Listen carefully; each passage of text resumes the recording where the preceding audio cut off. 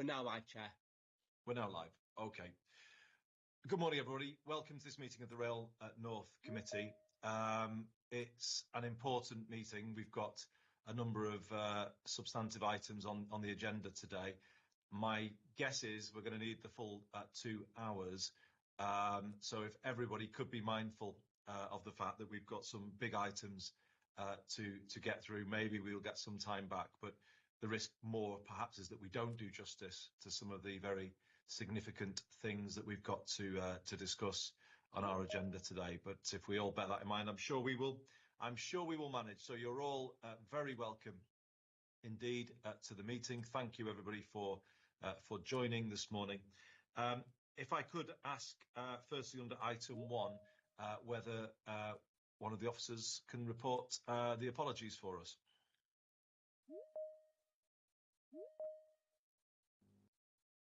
Go on, Gary.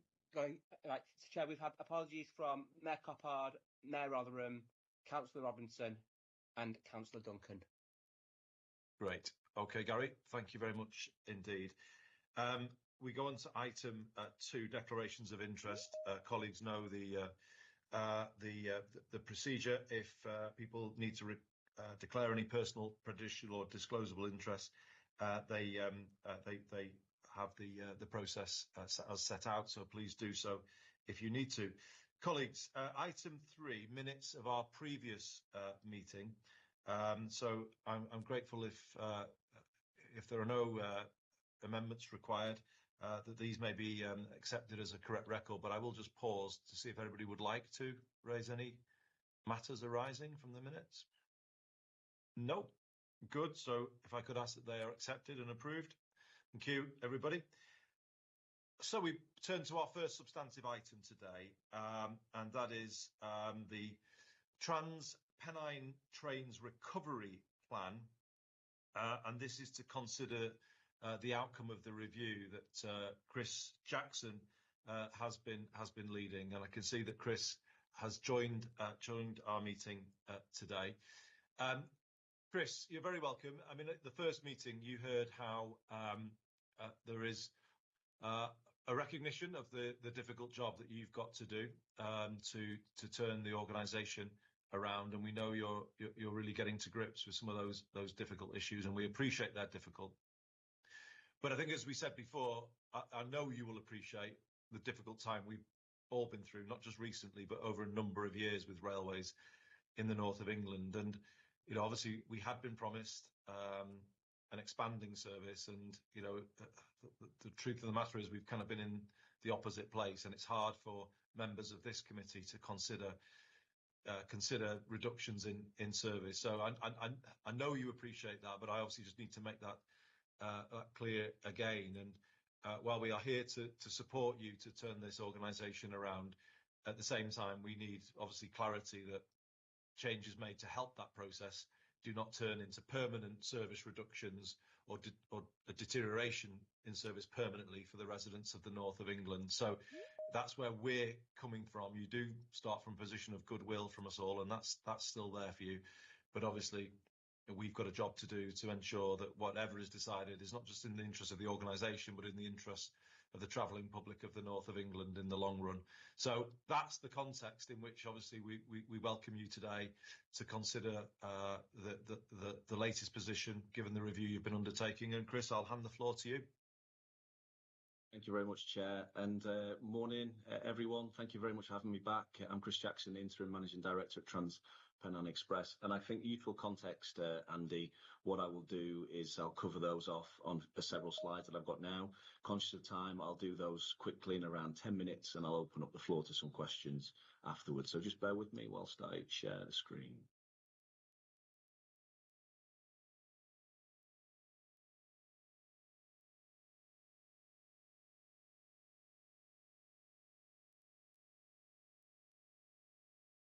Can you see those slides? We can, Chris. Could they be made full screen? Yeah, you've done that. Thanks very much. Okay. And yeah, okay. So thank you very much, everyone. Thanks for having me back to Rail North Committee to discuss what's been happening since the 28th of May, when, of course, Trans-Pennine Express transferred into the hands of DOHL. Today is exactly 108 days since the transfer, and I'm going to talk through some of the progress we've been making in getting to grips with some of the deep-rooted issues that the business faces, and also how we've got a plan for the next 10 years to rebuild trust and confidence of our customers and, of course, support economic growth. And hopefully that slide moves on. Has it moved on? I think it has. Brilliant. So when I came to speak to you at the June Rail North Committee, I set out 3 really clear priorities which remain true to this day: getting the trains running on time, resetting relationships and supporting the delivery of the massive multi-billion-pound infrastructure programme, which is the Trans-Pennine route upgrade. We've made some good progress against each of these, but there's still much more to do. We've been very busy over the last 3 months, as you can see, with some of the initiatives on the slide, getting across all of the issues the business faces, and I'm pleased with what the team have really managed to deliver in a relatively short period of time. I'm not going to cover everything on the slide, but if I was to pick out a few of our successful interventions, I'd say new customer and colleague facing roles in Manchester and York actively being recruited for. A full Sunday timetable for the first time in 18 months commences this coming weekend. 2 additional services a day between Liverpool and Cleethorpes from this week. They're in place. The completion of an operational deep dive in the business, new driver training governance, and the switch on of the driver rest day working agreement from the middle of June, all of which I think demonstrates that we've been moving at real pace. We do, however, remain vulnerable to the effects of national industrial action, and in particular national action short of a strike by the Train Drivers Union, ASLEF. As you can see from the graph, the x-axis shows the percentage of cancellations. The green segments show where we've had rest day working in place, and in fact where we've been delivering some of our best performance in over 18 months. And the red segments show the impact of action short of a strike, or in other words, an overtime ban. Including this week, we've had 8 weeks of rest day working in operation since the transfer. So in short, we remain reliant on rest day working as it stands at the moment to deliver strong performance. We have a rest day working agreement until the 31st of March next year, and I made no secret of my aspiration to seek an extension to that when I spoke at Transport Select Committee last week, and that of course will be subject to wider discussions in early 2024. So one of the reasons why we need a rest day working agreement and we need driver rest day working is because of the significant backlog in driver training, which has grown significantly over the last few years. With our new driver training governance process, we're actually delivering record levels of training, which is encouraging, and we've made some really good progress, including a 13% increase in drivers signing all of routes and traction in their roster, and a reduction of 1,500 outstanding training days. There's much more to do, I recognise that, but solid progress is being made. And in addition, we've some restrictive terms and conditions which do exacerbate some of the performance impacts we see during weeks of the action short of a strike, but I'm very keen to move that forward with partners as well. So onto the DEC 23 timetable. Rail North Committee members will remember that I walked you through a recommendation on the 19th of July in relation to the DEC 23 timetable, which committee reluctantly accepted, subject to 10 conditions which were set out in a letter to the Rail Minister. As I said then, that recommendation is, in my professional opinion, the right plan in order to restore stability and reliability for customers as quickly as possible. Carrying on with the current timetable and operations and making no changes would do nothing to accelerate a reduction in cancellations. So this slide and the next one briefly summarise what will happen in December 23. In short, there will be a temporary, and I stress temporary, amended timetable and the withdrawal of Nova 3 train sets to give us the headroom we need to complete training through 2024. It will simplify the business as well, which has become far too complicated over the years. The small reductions in the timetable will allow us to operate a more reliable, resilient service for our customers. In short, fewer cancelled trains will result, and that will mean more seats per day on the routes that we operate on. And of course, services will be reinstated in December 2024 or earlier if we're able to. And on that latter point, we have agreed at Rail North Committee's request several tests with Rail North Partnership and TfN, which we will consider together every 2 months to see if we can reintroduce services any earlier than December 24. As you might expect, we do need to ensure that any decision carefully considers input measures, such as how we're progressing with our driver training, and also output measures, customer outputs, to ensure that what we do doesn't destabilise the operation. And of course, wider risks such as national industrial action need to be considered in the mix as well. Suffice it to say, as I committed to you in June and July, we will continue to be open and transparent about our progress, and we will reintroduce services sooner than DEC 24 if we're able to. And as you heard earlier, we've been making good progress with our training programme with the drivers to get through that backlog, and we predict to clear that backlog by December 2024. We can only do this by making the small timetable and fleet changes that I described earlier, and it is, in my professional opinion, the only option that we have to fix the deep-rooted issues that the business faces.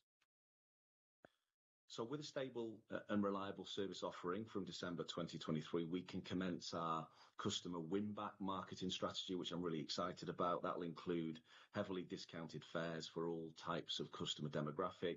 Advertising for that will restart in the new year. And it's a really important piece of work for us, particularly because customer numbers are around 10 million fewer than they were pre-COVID per annum, and we need more customers to travel with us for our long-term sustainability and, of course, to reduce the level of subsidy that we need from the taxpayer. And I mentioned earlier that we had a 10-year plan, which we're in the final stages of pulling together, with colleague roadshows happening this week out in depots and stations. I hope that gives you confidence that we're not just approaching this with a short-term mindset. Nothing could be further from the truth, in fact. There are 3 stages to the plan to deliver premium, sustainable and reliable connectivity across the north of England and into Scotland for everyone. We're calling it the Prospectus for Transformation, and we'll be sharing copies with several of you on this call in the coming weeks. The first phase of the plan between now and December 24 is to stabilise the business. You've heard some of what we're going to do in that space when I spoke earlier. And key to that, of course, is the reset of some of our relationships and delivering reliable operations for our customers. And some tangible examples are shown here, and I'll bring out in particular as ones I haven't mentioned before, a new uniform and also deep cleans of our stations. The second phase of the plan is what we're terming the re-engagement with our customers, colleagues and stakeholders between now and December 2027. That centres around rebuilding customer confidence and improving the customer offering, whilst of course embracing the digital railway as well. And some of the things we've built into the plan include supporting pay-as-you-go ticketing, which I know is very important to a number of partners who are on this call, improving customer facilities at stations, repainting some of our estate, and also improved measures to tackle fare evasion. And the third phase is the transformation phase between now and 2032, and this is really exciting. It's about maximising the opportunities presented by the Transpennine route upgrade, including the transformation of stations, designing the future service proposition, and crucially, procuring new trains as well for the north. And those new trains, they're going to be here by the end of the decade.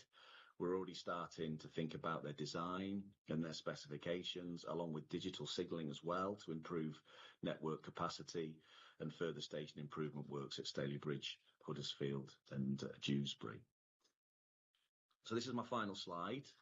In summary, we've got a plan. We've got a plan that will fix the deep-rooted issues facing the business. There are no easy choices here, and I think you referenced that earlier, Chair. I'm grateful for the understanding of the Rail North Committee and TfN in supporting the difficult decisions in relation to the December 2023 timetable. Without that intervention, the problems Transpennine Express face would continue in perpetuity, and customers will be stuck with unreliable services, which ultimately would hold back any chance in securing growth in the numbers travelling by train. I mentioned that we will remain vulnerable to the effects of the national action short of a strike for some time, but the reset in December will stabilise the business further and allow us to bounce back strongly. Cancellations will be substantially reduced by the end of 2024, which in turn will improve customer confidence and allow the business to grow.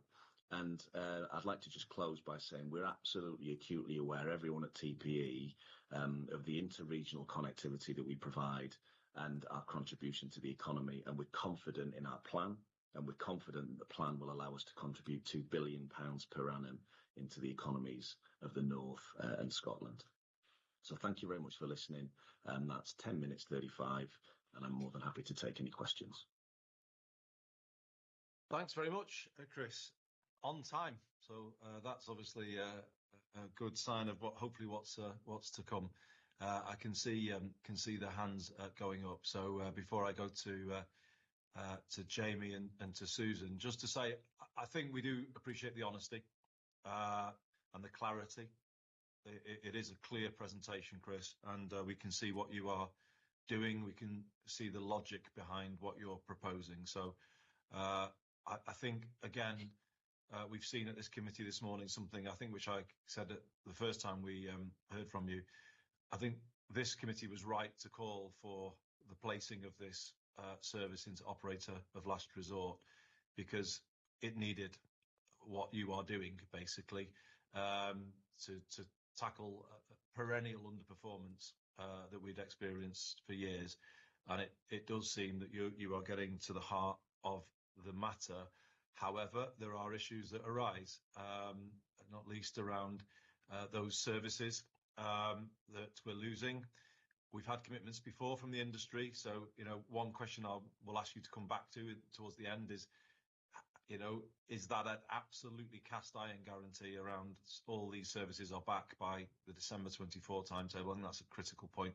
But I know other colleagues, Susan in particular, will want to raise issues around the rolling stock change, because that presents concerns to members of this committee as well, alongside other issues. So let's open up the discussion, everybody. I've got Mayor Jamie Driscoll first, followed by Councillor Susan Hinchcliffe. Jamie. Morning, Jamie. Good to see you. You too. Thanks, Andy. And well done on the Great North Run. It was a hot day. Hottest day I've ever had in Newcastle. Yeah. And wettest. I totally echo your comments. So we're absolutely right. The speed you've turned some of this around, Chris, does demonstrate the fact, particularly the way the training has now changed and started to turn that corner, shows that this was entirely possible. And we were right to ask for the franchise to be stripped from First Group, and to thank you and commend you on the level of engagement we've had and your honesty for going through some of the details. I think I'm genuinely impressed with that. And also pleased that the industrial relations are at least heading in a better direction, because they were rock bottom. We know that long-term growth is essential, and pleased with the plan you've got there. And we all know that we're operating in a difficult environment until such times as we end up with a central government that takes public transport seriously, both for economic growth, for social inclusion, and for tackling the climate emergency. We're always going to be operating in a difficult environment. And when it comes to rolling stock, actually, obviously there'll be a proper procurement process, but if that ended up with the trains being built in Newton Aycliffe, I would be delighted. Let's have them built in the north if we can. What I would particularly like to pick up is not just a guarantee. Anyone can give guarantees, and then in a year's time you say, well, look, events have changed. I would like to see the plan and the details for how we get back to that full service, particularly making sure that we get beyond one train an hour from the northeast all the way across to Liverpool in the northwest. So the details of how we can be confident that the plan will deliver that, rather than it just being an aspiration. Cheers, Chris. Thanks, Andy. Thanks very much, Jamie. We'll come back to those points, Chris, if you could just take note of them. And I will turn to Susan next. Thanks, Chair. A few things. So thank you, as the Chair said, for all the work you've done so far on this. It's nice to see a graph with reliability going up like that. So that's positive. Regarding the incentives, I was reassured a little bit when you said we're 10 million for Journeys Light at the moment. I just remember do you remember Eat Out to Help Out? And that was It's a massive incentive for people to go into restaurants, and then there was too little supply. It was all a mess, crowd control, etc. So I just want to make sure that you can tolerate what might happen, which is loads of people going to use the train, which we want, but then them having a really poor experience. Because obviously the biggest incentive people will have to use your railway actually is to turn up on time and have a comfortable journey to be able to get to where they want to go to.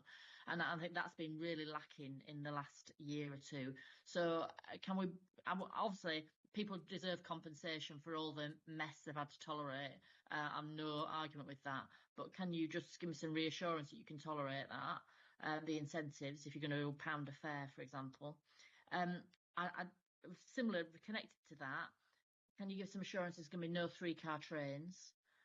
Because what we can't have is people like cattle onto trains which are, yes, reliable, but very uncomfortable to get to where they want to. That's not going to help us with getting people restored to the railway either. I'm pleased to see that the Hugh Merriman, the Minister for Rail, helpfully has said in his letter that the Rail North Committee at this meeting needs to be involved in determining that there's regular reviews so that we can restore services quicker than a year. I'm not really satisfied with a year. I want things restored quicker than that. So I just like officers, perhaps on this call, to say when those reviews are going to happen. I want them as frequent as possible, basically, to give us as much flexibility to get services restored sooner than a year, because I think people deserve us all to work hard to be able to do that quicker. And finally, yes, connected to the rolling stock, I've learnt a lot more in the last few weeks about train carriages than I ever knew before. And Chris, you probably know more about this than I do, but getting rid of the Nova 3s does concern me. Obviously, this recovery plan is for a year. I'd want to see that capacity back at the end of that year, and people trained accordingly. To rely on diesel trains when we're moving over to electrification seems wrong. Once you lose trains, you've lost them forever. So I am very concerned about losing those trains. You said there'd be new rolling stock by the end of the decade, but we're talking about 24, 25 getting back to a normal service. So what happens in those 5 intervening years? We have big plans in the north for rail. Obviously, new Northern Powerhouse Rail going from Manchester to Marsden is going to increase capacity and increase on the line. So we'll need more capacity, more trains, not fewer. So I need to see what the rolling stock plans are for the north, actually, as well as for TPE, but particularly in this item for TPE. What are your rolling stock plans, and how can be assured that we're going to be able to cope with increased capacity when people come back to the railway, and with the new lines and new capacity we're building into the network?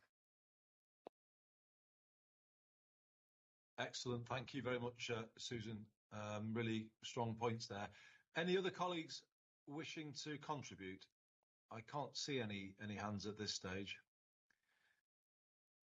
So if not, Chris, if I could just sort of, if you like, add my own sort of commentary on the top of what Jamie and Susan have said. I think Jamie touched on this in relation, firstly, to the restoration of services. Are there any sort of qualifications on the commitment of full restoration by December 24th at the latest? Is it if this happens and if that happens? Or are you saying that this is fully within your control and this will definitely and firmly happen by that time? I think it's really important to sort of understand the nature of the commitment that you've given us today, and whether or not it's contingent upon anything else. Secondly, I think Susan's touched on service standards and the point about 3-car trains. I've certainly been on a Transpennine Express train recently where it has been very full and standing all the way through, but also the toilet's not working. And that creates real discomfort for people who can't get up and down the train to access the toilets where they are working. So there is a basic point here about the level of service standard as well that people experience. And as we know, it's just not been good enough. People will know that experience at Leeds when you're perhaps coming back to Manchester, and the kind of real difficulty people have in getting on the trains, but particularly when they arrive short. So if you could say something about service standards in this period, Chris, we'd be grateful. And then lastly, on that rolling stock point, I think people understand the reasons why you're making the proposal that you are on the Nova 3s, but I hope you would understand, as Susan has articulated, our nervousness about losing modern stock from the north and then potentially it not coming back. This is important, obviously, from a sort of environmental point of view as well. We want to be moving towards electrification, don't we, rather than relying on diesel trains, particularly as Transpennine route upgrade comes through. But, you know, it's not clear to us that we're going to have the rolling stock that meets our aspirations from a travelling public point of view and the standard of the environment, but also from the, you know, the future facing nature of it. So I think, you know, if I'm kind of guessing really on from what I know where other committee members are, I think if there is to be a temporary withdrawal of those Nova 3s or a withdrawal of them, I think we'd be looking for no final decision on the status of those trains until this committee's been presented with a complete plan for rolling stock across the organisation going forward. And it's part of that, no, if you like, diminution in the quality of what we should be expecting. You know, the North should not give anything up lightly, given what we've experienced over the years, and I think that applies in this case as well. So I think we'd be looking for some conditionality on that point if we're to give approval to your plan today. So those are the issues as I see them. I can't see any other hands. I think we've kind of between us articulated pretty clearly where we are. Chris, could you pick those points up now and see if we can come to an agreement? That's great. Thank you, Chair. So I've jotted a few questions down. I'm going to take them in turn in which they were asked, if that's okay. So, Jamie, you asked questions around the plan and the details for the full service resumption. I'm going to link that into what Andy said, I think, first. Is this a cast iron guarantee? One of the things I always remember, Andy, when we first kind of met in these forums a few years ago, was who's accountable in the railway industry.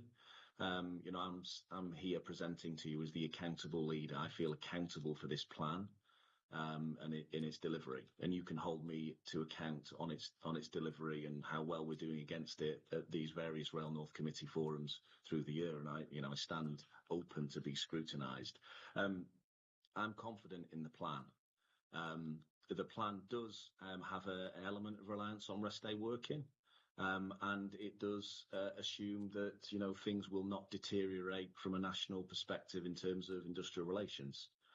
So, yes, there are a couple of variables, but we are scenario planning that into some of our plans as well, as you'd expect anyone would do as an operator that's been prudent with its resource forecasting. I can tell you that the plan does have an element of rest day working included in it.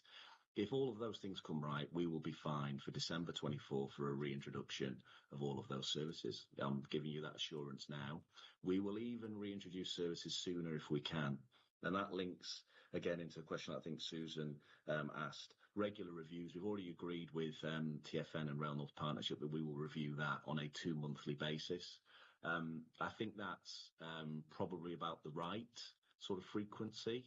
I don't think doing it any more regularly would necessarily be of value. But of course, if something does come good and we're making more progress than perhaps we anticipated, then we will absolutely do our best to reintroduce services sooner. To manage expectations, the way that industry planning timeframes work, we'll be having those discussions from the early part of January to see how we're progressing, and it'd be likely that services could be reintroduced at some point in late summer.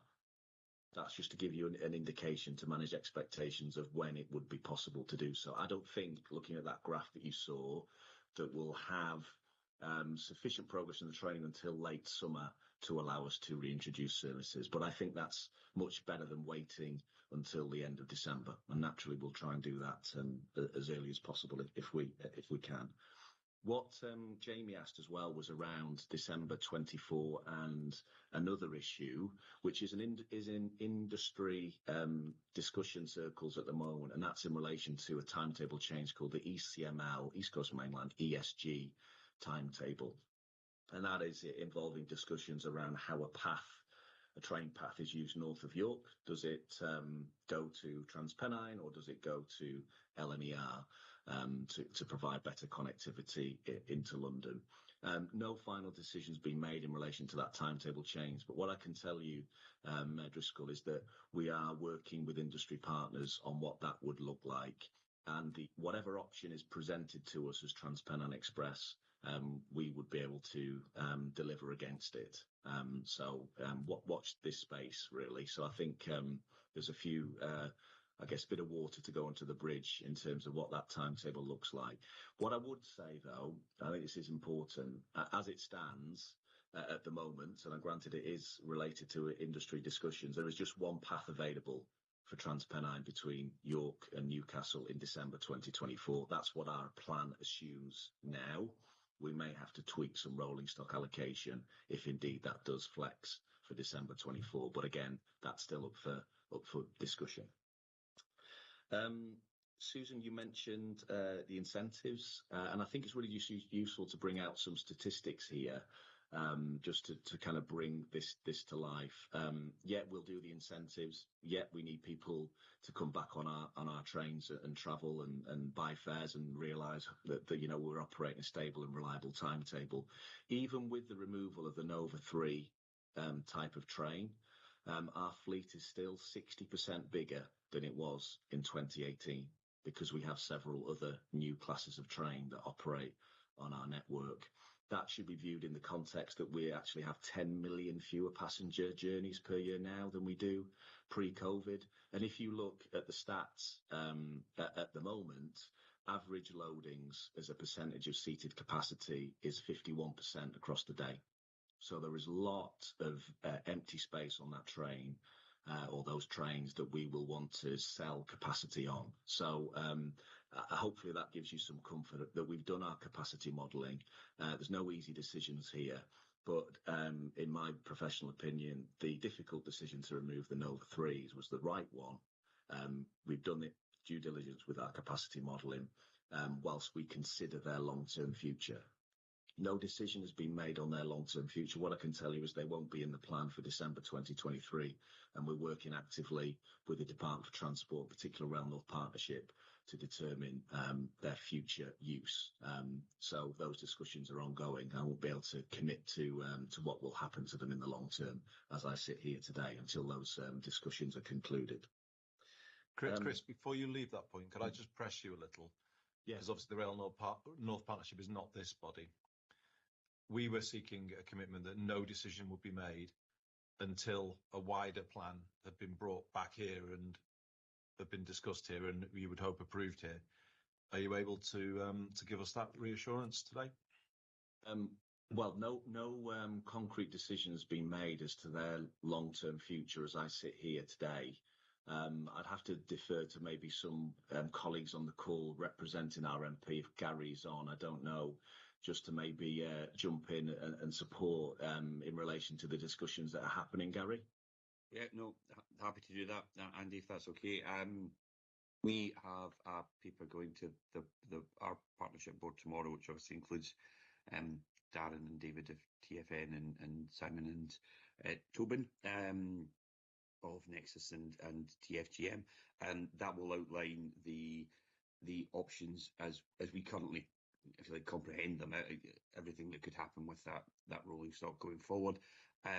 Our intention is to check in with the board members, both for TFN and for the department, that we've got everything in there that they can likewise think of.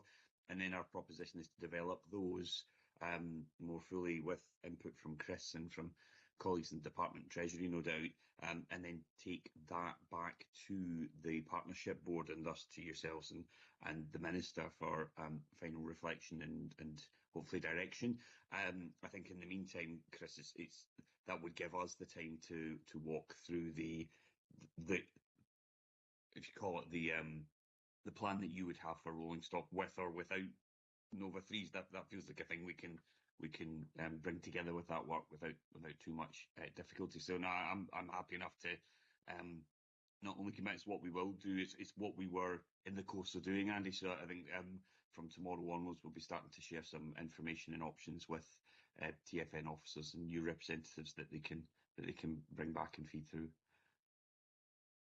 Thanks, Gary. I mean, I think it's on this point that Martin and Susan have put their hands up. So if you don't mind, Chris, I'm sorry about you, because I know you were working through the issues, but I think this is a critical one for colleagues. So let's just see if we can get clarity on this before we move off it. Chair, Susan, I'll come. If I might, because I might be able to help you on this. I think what I'm hearing from you and the rest of the board is a very clear message that you, as the political board, the Rail North Committee, want to have an opportunity to look at and consider this. We're mindful that the Rail North Partnership is the officers working on your behalf, and what we're hearing is a very clear message. You want to have a political input into that. So if I can ask Darren and colleagues on the Rail North Partnership to make sure that the process has a loop where we can bring something to the Rail North Committee for a political consideration. That's the point I think you're making, Chair, isn't it? It is, Martin. I appreciate what Chris and Gary have said, but obviously what does come over it is a sense of a process that hasn't really got us currently necessarily factored into it as a sort of a gateway point through which a plan would emerge. And I think that is exactly what we are saying. We appreciate that the decision may sit above this Rail North Committee and be a decision for the government ultimately. But I think what we are saying is we would not want any recommendation to go that we were not cited on, that we'd not had a chance to discuss and influence and challenge, and then even put a counter view to the government if the recommendation was not one that we agreed with, in the context of a wider rolling stock plan for the North. So not just looking at the Nova 3 issue in isolation. Susan, sorry, and Jamie, I think yours was on a different issue, so we'll come to you, Jamie, but I think I'll just take Susan next, if that's okay. Yeah, no, thanks, Chair. I agree with all that. Thank you for getting that consideration from TPT and RMP. Those numbers were interesting, Chris. Is it possible to share some of that modelling with us in terms of demand? Because I would just like to, perhaps Gary's got it already, I don't know, but if we could have a look at those numbers, I think that'd be useful. And also about you didn't mention about the assurance about no 3-car trains as well. That's linked to capacity for me as well, is that? So I was going to come on to that one, no worries. Can I just make one point? So I think it's really important that committee are aware of this. One of the reasons why we're removing the Nova 3 trains set in December, and granted we've got to have wider discussions on their future, is they've traditionally been underutilised. We've got 13 of those train sets. We're only ever able to deploy 6 of them in traffic. And because of driver competency gaps, it's often been the case that we've only been able to operate 2 in passenger service. And that's happened for many, many days. They contribute to our operational complexity, and they have contributed to the difficulties that TransPennine Express faces.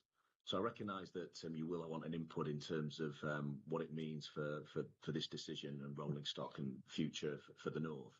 But what I do need to manage the committee's expectations is a reintroduction at the wrong time could destabilise the business. And that's would need to be part of the discussions that we're having with Gary, Martin and others. But rest assured, I'm here. We'll come back to you. Thank you. Not to prolong this discussion, but it is an important one. I think it's symbolic, though, isn't it, of us seeing things that were promised just taken away, and the sort of constant, if you like, slippage backwards of standards on the railway in the North, and the idea that we're stuck again with diesel trains largely. I think they're the 185 trains, aren't they? I think what we're saying is we understand what you've just said, Chris, and we understand the decision, but we are putting a marker down to say, the enhancements that we've hard won are not going to be given up lightly. And it's only in the context of a plan, but perhaps for TransPennine route upgrade, as that increasingly comes through, that is again about giving people in the North of England what people elsewhere expect when it comes to the standards of rail travel. And, if it's not this train, then what other train is it that delivers a similar level of modern service standards? So that's the marker that we're putting down today. It ultimately may be a decision, as I say, not for this committee, but I want this committee's views to be completely understood in Whitehall before any decision is made. And so I understand where you're coming from, but I hope you can see where we're coming from. It feels perhaps that in the past the wrong trains were bought. I don't know, but if that's not a mistake that we should be punished for, we should get the same modern fleet without sort of, as I say, going backwards and being, the pacer debate of old is not something we want to get back in. We don't want to be stuck constantly with old rolling stock, which has been our experience in the past. Do you want to go into the service standards point, Chris, the 3-car point? Yeah, I do. Yes. So I need full disclosure. There will be 3 cars in operation in December. Part of that is down to some infrastructure constraints. I have a full timetable, and Graham does, who's on the call as well. We'll be sharing that time. Well, the timetable's actually been available in customer-facing systems for over a week now. But we've got a timetable that clearly shows what services will be 3-car, what services will be 5-car, and what services will be 6-car. I think when you see can you say to us, Chris, that we match to demand? Yes. It's not just randomly putting those services in. That you are deploying 3-car trains linked to what you know of demand on the network. Absolutely. And when your officers will have a look at the timetable spreadsheets that we send out, you will see that we've carefully considered where we're putting our high capacity trains to match where we've got peak loadings. And you'll see that on Saturdays and weekends in particular. So I will give you that comfort and assurance now. Your officers will see that level of detail. And of course, if demand comes back much more quickly, then we'll have to, be agile and adjust. So hopefully that's given you some assurances. 3 cars, 6 cars, and 5 cars. That will be the mixture of our operation in December 2024. Just very quickly, what else did we have on here? Rolling stock we've covered. December 23, do you mean? Say again, sorry, Susan. I'm just looking at the December 24, 3, 6, and 5. Do you mean December 23? I meant December 23, Susan. Yes, I did. Yeah, not December 24. Chris, I think you've covered most of the points, and Jamie's had his hand up for a while, so I'll come to Jamie. Darren and Gary, you had your hand up, so maybe if you want to both contribute before we leave this item. Jamie? Thanks, Andy. 2 points. Chris, it's great to deal with someone who has straight answers. So for the benefit of the minutes, just to welcome your commitment that you will have the capacity to restore that Liverpool to Edinburgh route should the path become available. Quick question, though, on rest day working. You said there's an element of it. It'd just be like to drill down and make sure that that is only for training purposes and to cover sickness, and it's not for routine operation, because that is running hot, and that's the sort of thing where we would lose confidence that we were going to achieve the objectives. Thanks, Jamie. Chris? Yeah, it's a good question, Jamie. So rest day working should always only really be for short term. You're quite right. And I note that ASLEF as a trade union obviously have a charter which is quite clear on its approach to rest day working. We do use rest day working as it stands at the moment, as do many other operators around the country for both service coverage and for training. I've built into my plans that I'd like that to continue beyond the current end date of the 31st of March 2024 to give us what we need to hit December 2024 in an extremely strong position. So, the agreements can be written in whatever way the negotiators decide in the room. They can be for training only, or they can be training only and service coverage. The latter will give us the capacity that we need to be able to deliver consistently well through 2024. But of course, some of that will be in the art of the negotiation. My preference would be for an agreement that does service coverage and training up until at least December 2024. So if I can just come back, that does create a question then, if we're talking about service reductions, that if we don't get the rest day working that would be for service coverage, we may not get these services restored. Am I understanding that correctly?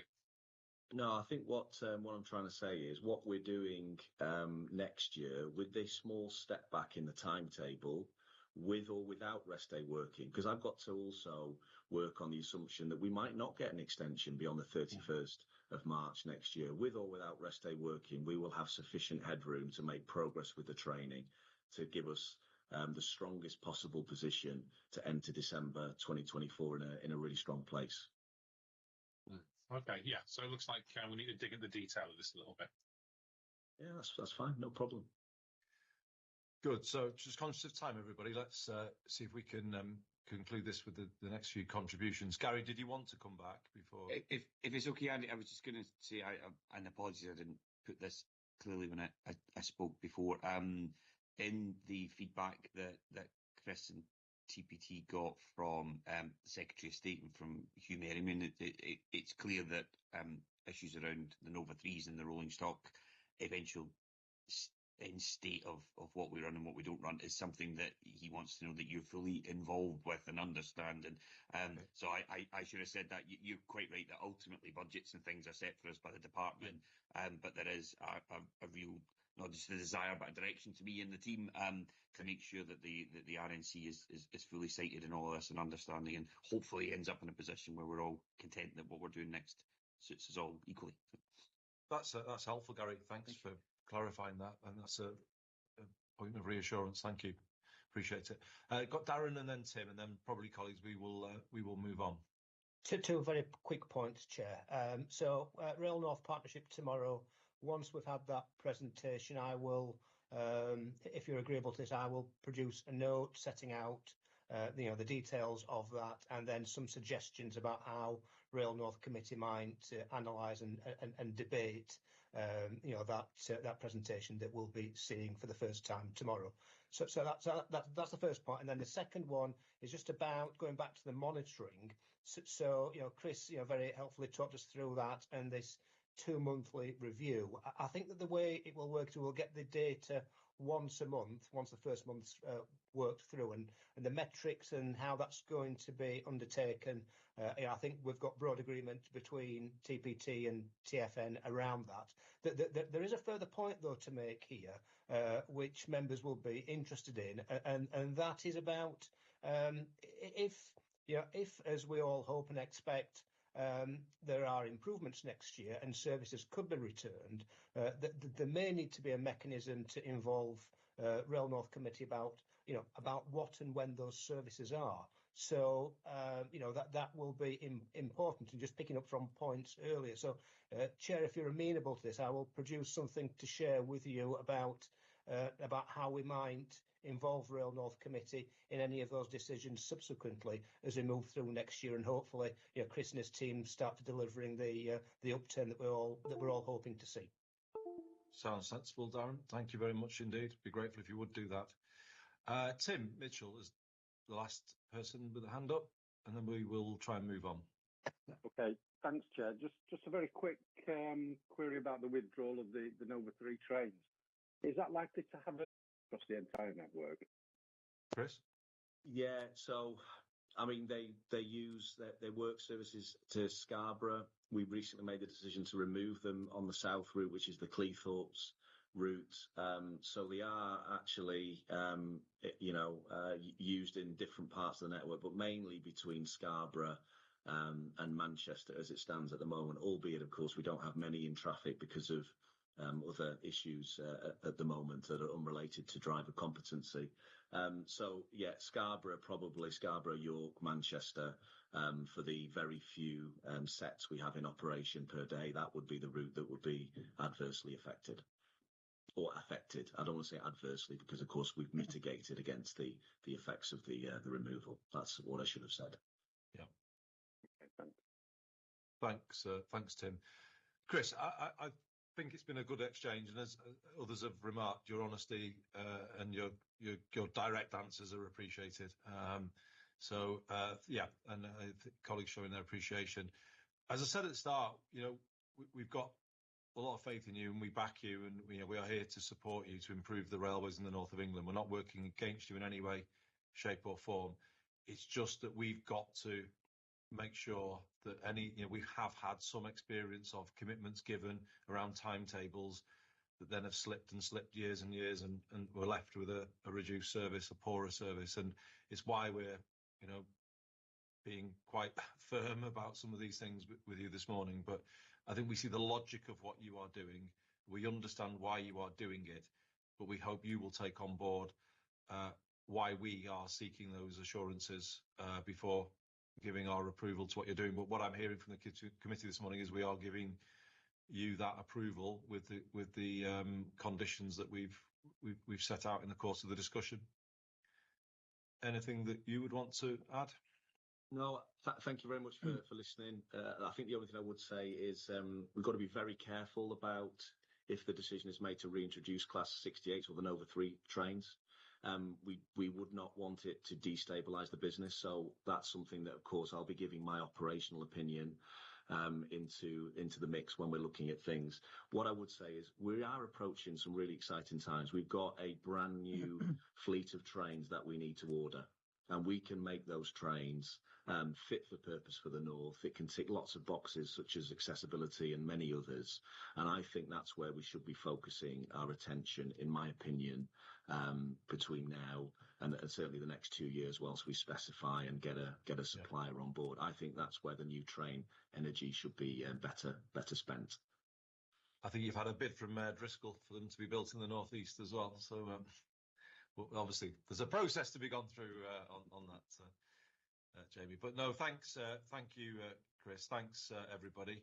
I think at least we get the feeling that we've hit the bottom and we're bouncing back up again when it comes to these important intercity services across the North, and you're leading that process, but you'll expect us to be challenging as we go on that journey. But thanks a lot, Chris. Yeah, you can hold me to account as well, as I've said earlier. Okay. Oh, we will for sure. But thank you. Great. Okay, colleagues, should we move on to item 5, ticket office consultation? Another no less thorny issue that has provoked a lot of concern over the summer across the communities represented on this call by the various political and business leaders.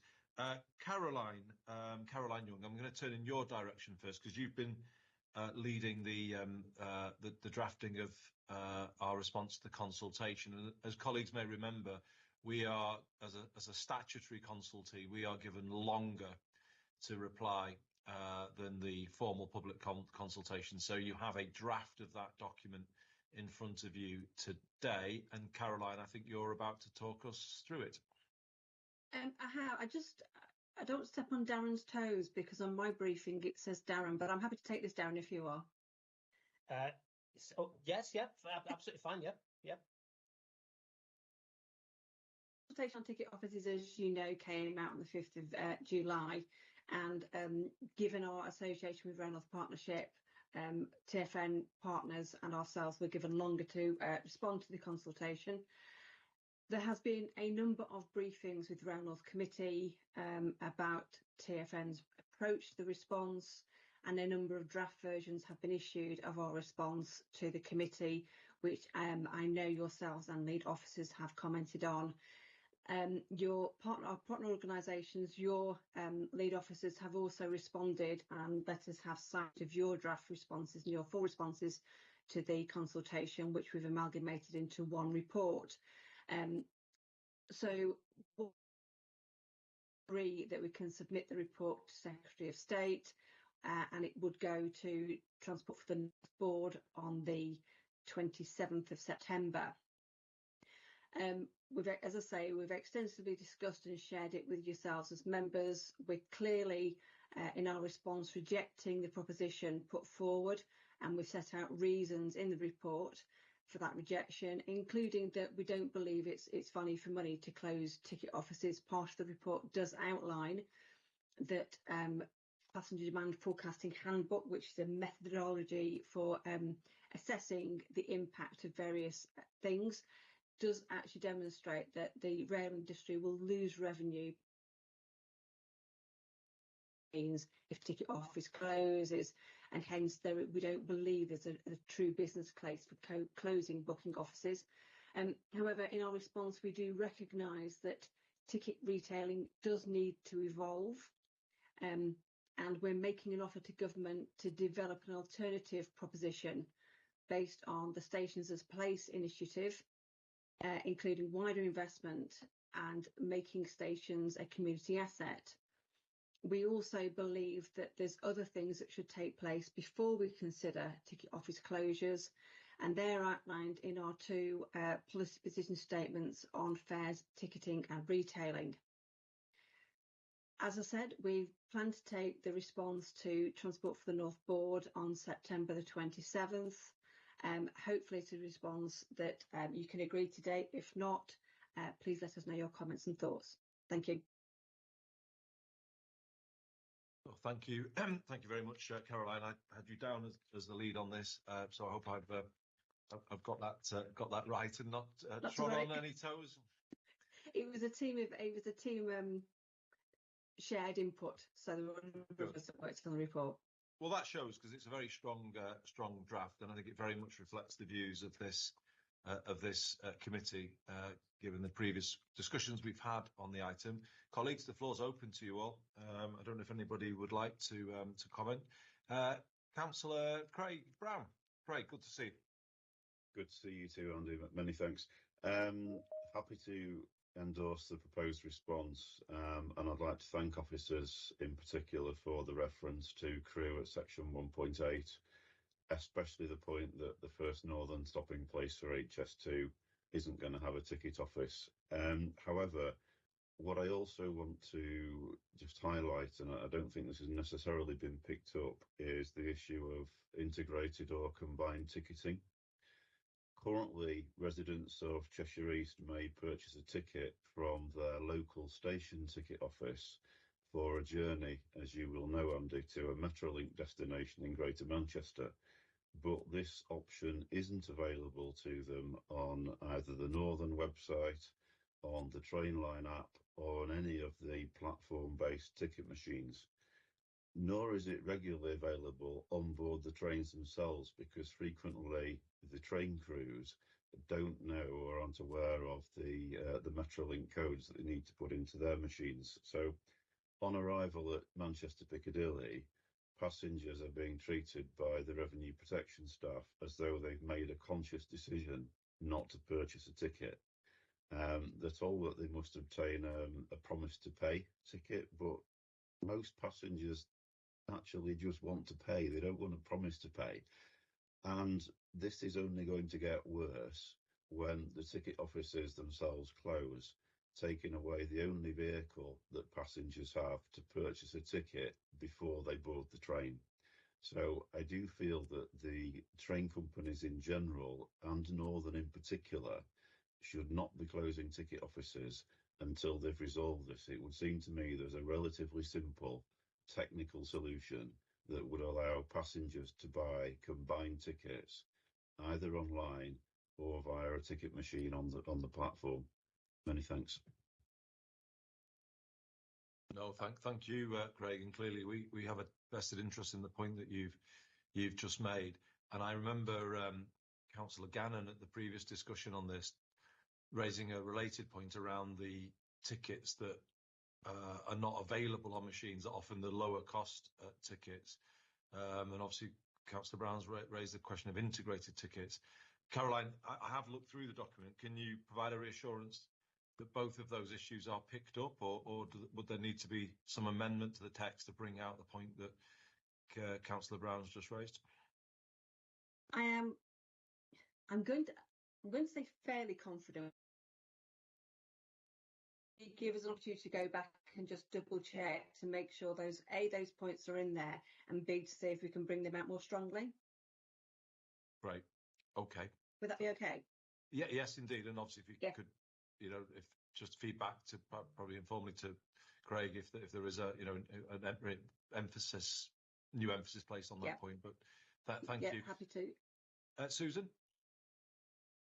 Thanks. I mean, obviously, I think the feeling is clear, isn't it, across the north and indeed the country, that people don't want these ticket office closures. I know Chris Jackson's here. I just wanted Northern here as well, because I just wanted to ask, obviously, with the uncertainty at the moment, are you freezing recruitment in ticket offices? Because obviously I wouldn't like that to be the case, but can you confirm that's not happening? Chris, are you able to pick up that point? I can pick that point up, certainly from a TransPennine perspective. I'm aware that there are a number of vacancies that have been held for a period of time, in expectation that there would be a level of industry reform. However, of course, as it stands at the moment, we're waiting for the outcome of the consultation feedback from the passenger bodies like Transport Focus. And we need to ensure that it is, and I've given the commitment, meaningful consultation. So yeah, I can't really comment any more on that, but hopefully that's given you what you needed in relation to your specific question on ticket office vacancies.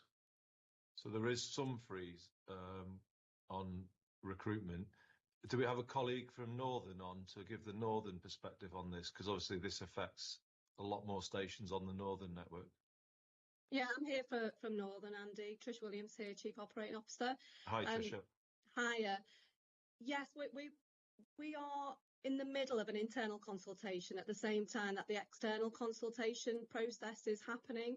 So what we've been very clear with our colleagues is that we want to protect those people who have permanent roles. So rather than freeze recruitment, which is quite a bold statement, what we've been doing is making conscious decisions to backfill with temporary resource. So for example, in other roles like revenue protection, we've brought people in on an interim basis, and that protects roles in the event that we do need to look at redeployment opportunities for our station colleagues. Okay, Susan? Yeah, I think obviously we've got to be careful that's not going to impact ticket office opening now. So I think I probably need some reassurance from the train operating companies that there are no reduced hours now at train operating companies, no closures, there's no sudden closures of offices. Obviously, it's a bit concerning if we're already making steps to close ticket offices when the decision's not being made and it's so unpopular. And I would expect government to do a volte face on it, to be quite honest. I'm glad you've raised the point, Susan. I've certainly had an anecdotal report in Greater Manchester that stations have had signs up saying no staff available and a ticket office closed. I think the point that Susan is rightly kind of bringing out here is this being implemented by default? That they're just starting to close because the staff are drifting away. So, Tricia, I can see your hand's gone back up. You can see the concern that we've got. Would you like to say I just wanted to give you that reassurance that is not the case. We're very aware. I'm very aware of our obligations to keep ticket office hours as advertised. And where you do see those signs, it's usually due to sickness. Okay, thank you. Hopefully, though, our point's been noted.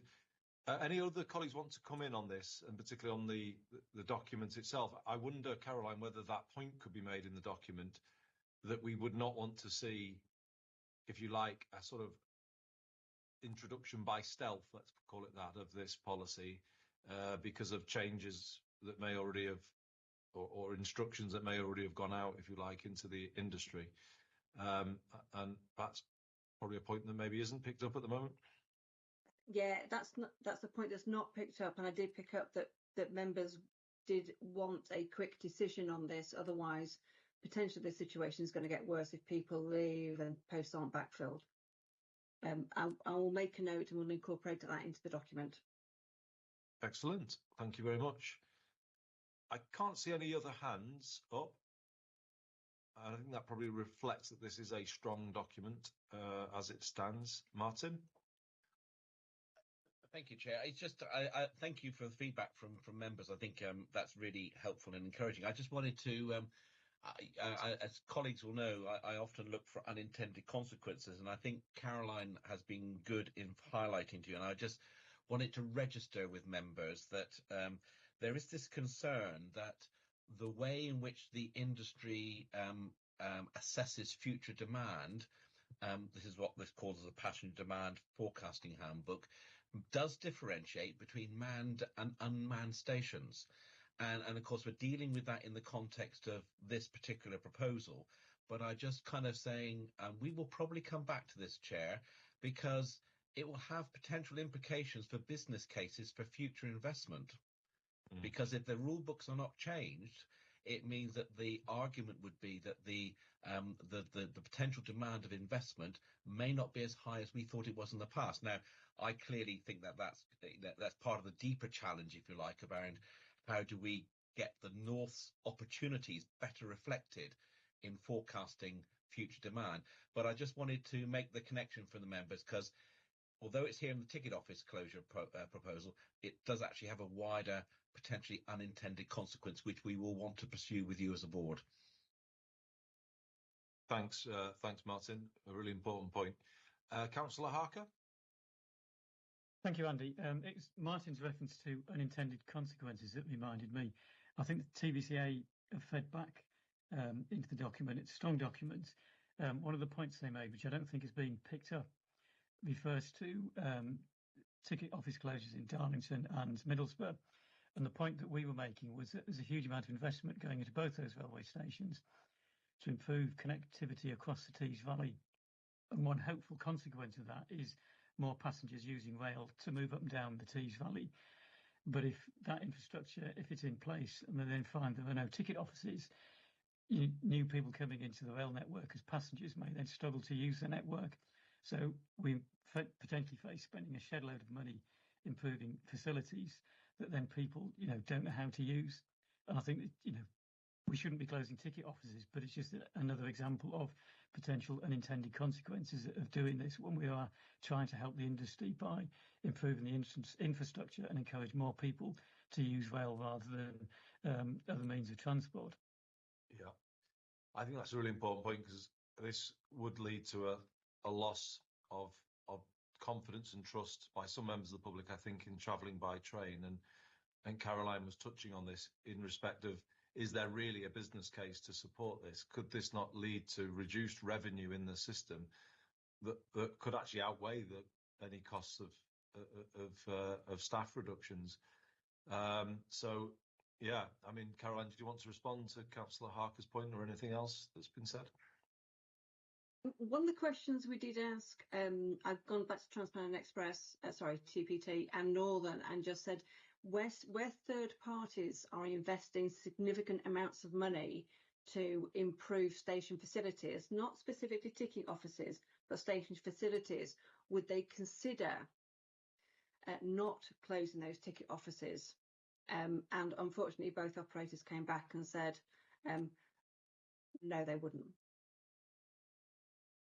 I didn't ask, LNER is the operator for Darlington, so I didn't ask LNER, but I did ask Transparent Express, because I thought it was a shame, particularly for Middlesbrough, given all the funding that's being invested in Middlesbrough.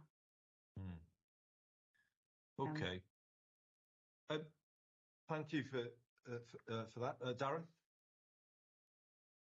Just a quick suggestion there, Chair, that we do have a little bit of time here on this. It wasn't our intention to submit this until after the 6th of October, so we could strengthen and incorporate some of those comments into the draft, because I think that they're important additions.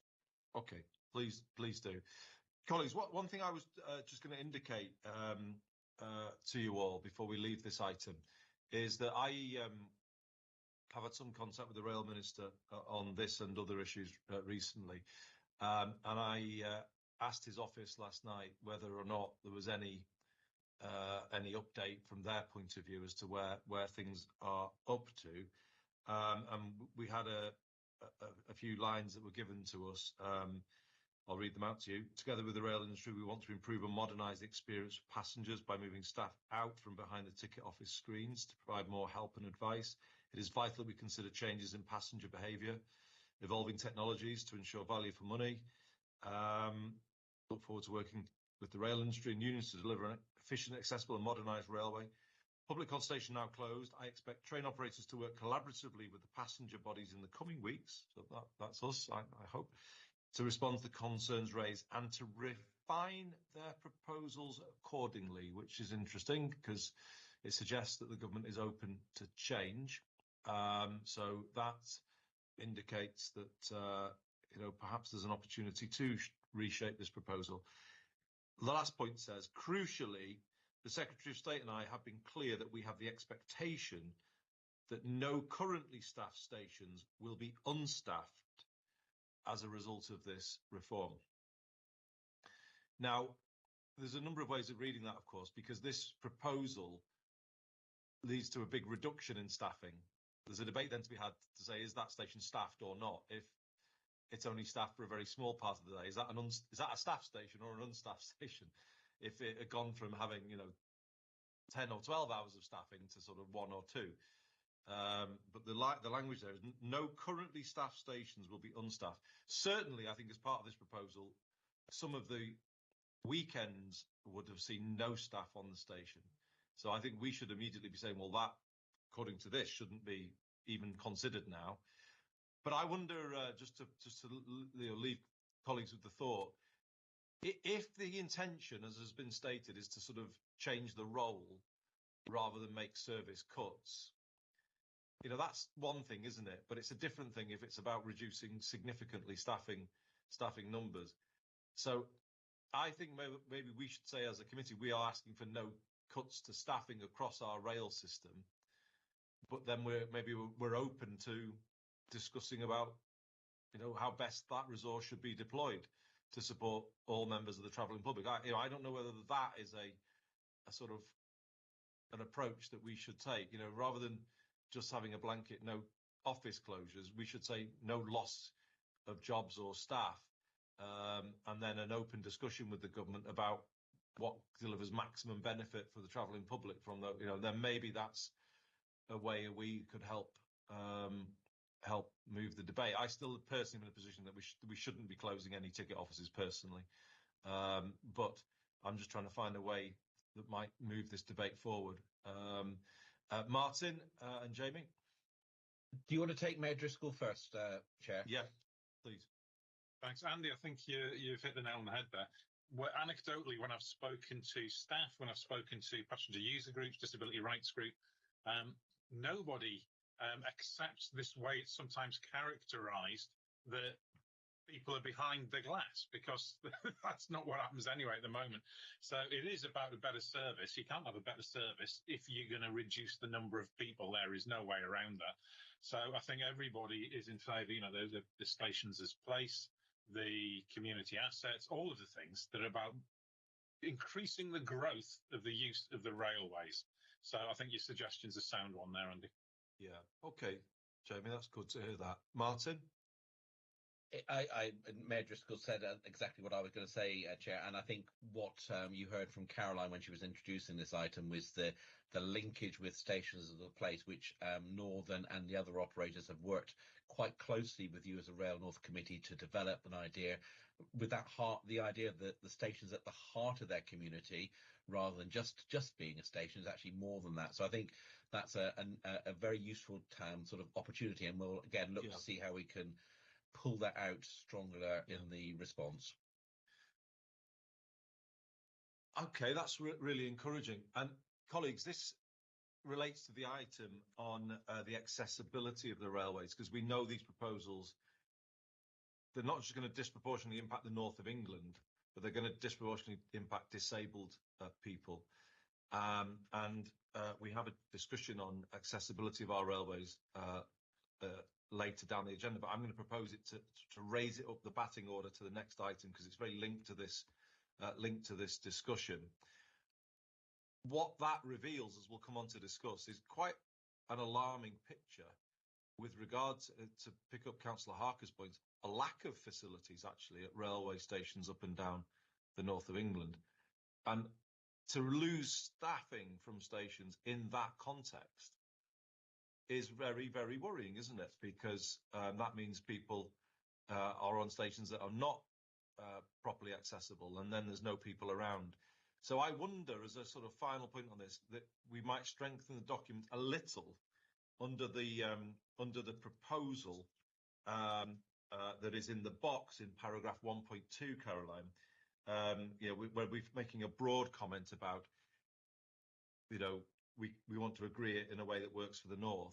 Shouldn't we say that given the railway infrastructure of the north, we think any loss of staffing on our stations will lead to loss of confidence amongst significant numbers of passengers.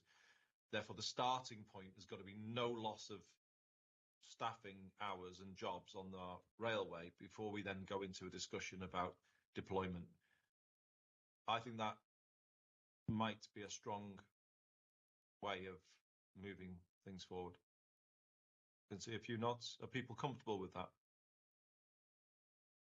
Okay, Yeah, Councillor Harker. You're on mute there.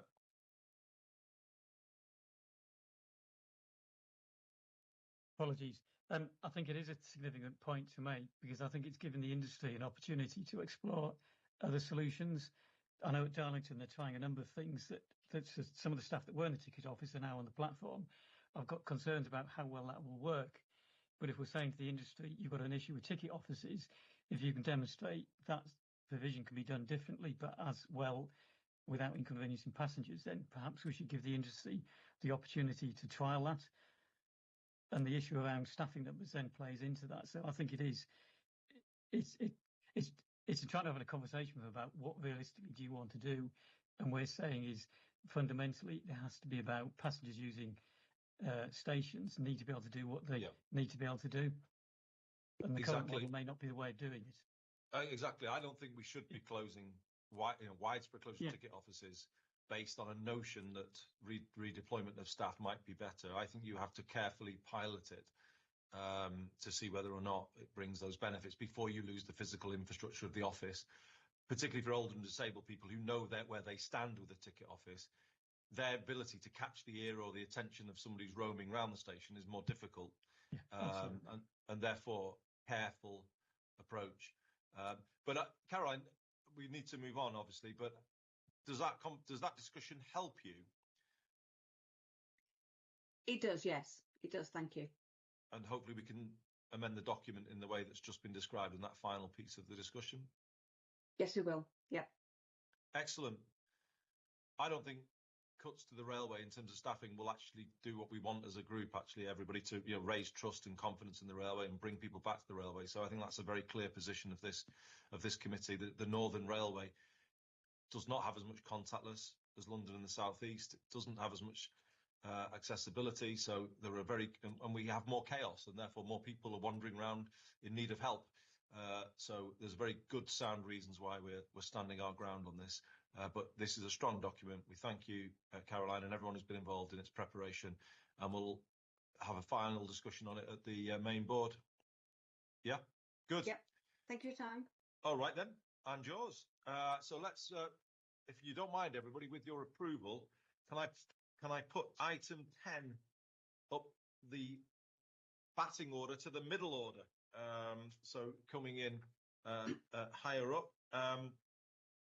And the reason why I want to do that is not just because it's linked to the last issue, but I want this committee to give a higher focus to issues faced by disabled people on our railways and older people.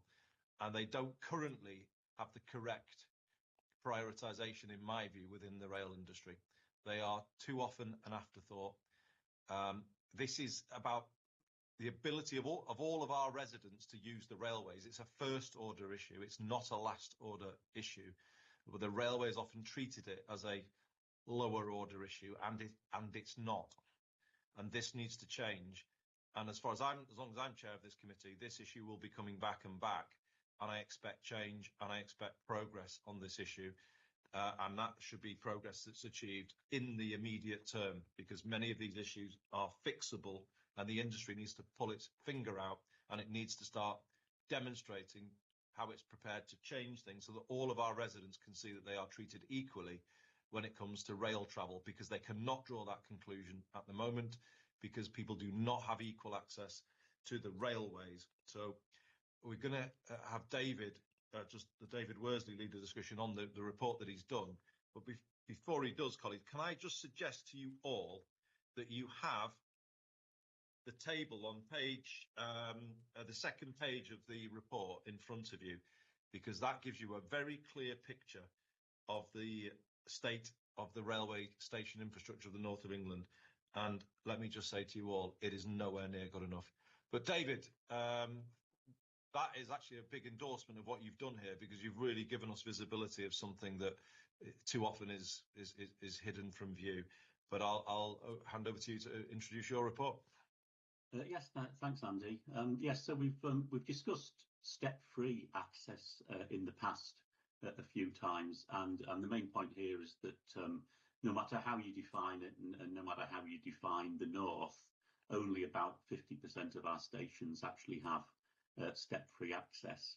But what I've gone beyond in this paper is to point out that really accessibility has a whole number of other aspects to it as well. So as well as building on the point that we've only got about half the stations with step-free access, and at the current rate of progress, that will take many decades to sort out, which may even be an understatement by some calculations. It would be into next century before we sorted it out at the current rate. As well as that, there are all these other aspects of accessibility as well. So the table shows you that things like help points or having an acceptable standard of station shelter, PA systems, which are useful for people with visual impairments, and then CIS, which is obviously needed for people with hearing impairments and so on, are not available at all stations. And then we don't have 100% provision of ramps for getting on the trains and so on. So there's a lot of different aspects to accessibility.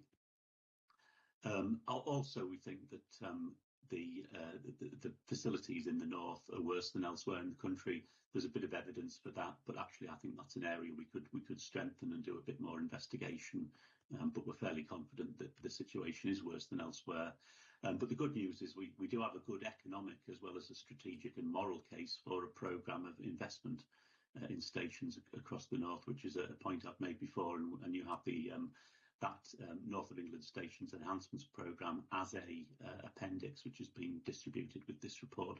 So we think we've got a good case, but now what we need to do is work on a mechanism for delivery and looking at all ways we can move this forward. And probably the northern stations as a place will be one of the main ways we'll look at taking this forward, but we'll want to work with all partners. And so really in this paper, we're just asking for permission to do more work on this and actually come up with an action plan. Great, David. So we can come back to that discussion. But colleagues, let me just so we get to the heart of this. Look at the table on page 2 of the paper. 48% of stations in the north of England have desirable step-free access. Let's put that another way. Over half of the train stations in the north of England are not accessible to wheelchair users or many disabled people. I mean, that is an indictment, I'm afraid, of the industry's lack of attention on this issue. And it raises serious questions to me whether they are compliant with the requirements of the Equality Act. Moot point, I know, but it must be becoming an issue as to whether or not this is legal. But look at the rest of it. You know, physically accessible waiting shelters, 38%. I mean, going back to the last discussion, if we're about creating an environment that is good for all people to use the railways and grow patronage on the railways, I mean, how does this achieve that? Why is there induction loop on only 89% of stations? Why is it not on every single station? It should be a basic. It should be part of the kind of core standards. Why don't only 87% have ramps for trains? Again, what's the justification for that, given that at every station somebody might want to use a ramp? As I say, I find this table very shocking, I might say. And I think it points to me, David, to what you said. What I'd be interested in whether or not there's appetite amongst this committee for a kind of task force of some kind that includes some politicians and business leaders as well as officers of TfN, because I think we just need to start focusing on this much more, and we need to start setting targets for improvement. We need to start identifying the really inaccessible stations. You know, some will have all of these things lacking, I'm sure, and therefore very difficult for some of our residents across the north to use. Any thoughts? It's a really good piece of work, though, David, and it absolutely meets what I wanted. I've got Councillor Swarbrick and then Mayor Driscoll. Rupert first. Thank you. It's hard to disagree with your observations. And in our patch in Lancashire, we've got a significant number of what I call very low-key stations, which are incredibly difficult to access. And I would support a working group, and I'd like to be considered to be part of it, please. Excellent. I was hoping you'd say that, Rupert. That's brilliant. Thank you. Jamie? Cheers. Andy, this is an excellent piece of work, and well done, David. I think it's worth bearing in mind that often when we talk about the disabled, we assume or we fall into the trap of talking about the registered disabled, whereas with an increasingly ageing population, there's a lot of us on this call, including me, fairly soon will be needing a lot of the things that are missing across our stations. So I fully support your drive on this, Andy. Excellent. That's really good to hear, Jamie. And I don't know whether you might be open to serving on a task force or a working group as well. Anybody else wishing to come in on this? Darren? Just to say that if the committee is minded to to go with that suggestion, Chair, I think officers would very much welcome that, because we've pulled this together in a relatively short period of time, but it's clear to us that there is an awful lot more work to be done here to really pull out some really quite disappointing statistics. I think the challenge will then be, what do we then do about that in terms of prioritisation and an action plan around that? So I think from an officer perspective, I think that is an excellent suggestion. Good. Darren, I know from a TFGM point of view that over the last decade, TFGM have paid for some basic improvements to some of the rail stations. And I think in this case, I think some of the authorities on this call might consider the same if, given the information about their own stations. So there's ways of meeting the cost, which might not just be, straight ask of the rail industry. But, but then again, I think it does fall to the industry to do much better than they're doing on these core things. Gary? I was just going to add, Andy, that as part of the request for business plans that we're issuing to the operators this year, we're asking them to work with Network Rail, the regional business units that are already in existence, are being created as subsets of Rail North Committee and others, to develop a set of standards around accessibility in the same way that station standards have been created by TFN. So we have I've no doubt the timing will be difficult given that the business planning cycle has started, but we have a means to look to, if nothing else, get quotes and action plans that you would need in order to get there, but also a means of implementing, providing that the budgets are available or follow on from the work that's done. So there is a way for any task force to start to, basically anything that comes out, as it comes out, we can feed straight into the industry for early feedback and hopefully implementation. Good. Okay, I really welcome that, Gary. So everybody, I think it does become clear, actually, doesn't it, when you're given this picture that David's put together, that the closure of ticket offices is actually a major risk to many people when you look at the poor standard of the environment for older and disabled people on the actual stations themselves. So it kind of becomes even more worrying, I would suggest, when you put these two things together. I think there's been endorsement here of the notion of a working group that might involve political leaders, business leaders as well, alongside TFN staff. So grateful, Darren, if you could email around and just sense where there's appetite from. We've had at least one kind offer today from Rupert, but I'm sure there'll be others as well. I'm going to say a final thing on this. I want this to be a standing item at Rail North Committee, because I believe there needs to be urgency about it. I think initially a task force or a working group needs to look at reasonable targets year after year that perhaps can be passed on to Gary as part of that business planning process for change on these basics.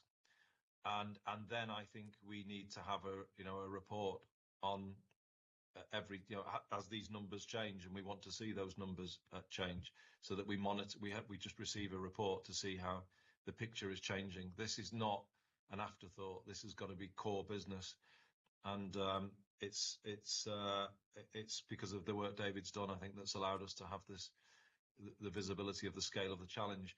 We should not be in a position this time next year where over half of our stations are not accessible. That should be changing now. And, you know, hopefully the message is going to be sent because of the way we've prioritised this today. So, David, does that sound okay?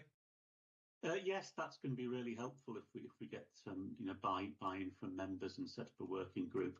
And another good development, actually, which I've not mentioned, is that Network Rail are finally doing a serious audit of what's at the stations. This table I pulled together, we had to pull together from multiple sources, and it took quite a bit of effort because Network Rail didn't then have a database of what they have, but they're working on that. So we should be able to get better and better information about what actually exists at the stations at present. Okay, well, that tells its own story, doesn't it? But thank you. Belated attention coming on the issue. So, no, you've done great work here, David. I think we're all very grateful. And colleagues, you're happy to proceed on the basis we've discussed? Excellent.